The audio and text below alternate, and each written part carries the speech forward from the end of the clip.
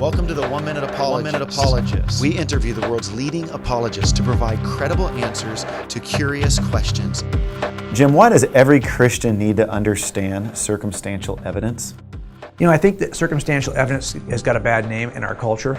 People will say, oh, that's just a circumstantial case. You can tell there's a certain disdain for circumstantial evidence. Now, I can tell you that I've done a number of cold cases, all cases from the distant past, where we've made a case and successfully prosecuted somebody with nothing more than circumstantial evidence. I've never had a case I made with direct evidence. There's two kinds of evidence: direct evidence, indirect evidence. It's sometimes called circumstantial evidence. I'll give you a quick illustration we use in court.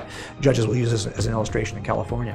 If somebody came inside from outside and told you it was raining outside, that would be a piece of direct evidence, eyewitness testimony. You can conclude, if you find that the witness to be reliable, that it's raining outside.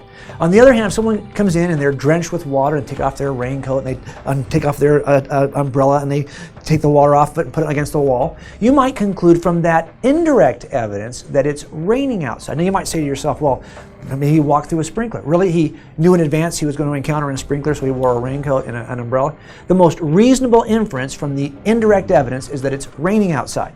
That's how we come to the same conclusion about the truth, two different ways. And in California, we're told not to denigrate circumstantial evidence. There's jury instruction that tells jurors that it has the exact same value in their deliberation as direct evidence.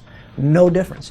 Why it's important to Christians is we're going to build the case for Christianity on the basis of circumstantial evidence, things that point to the same reasonable conclusion.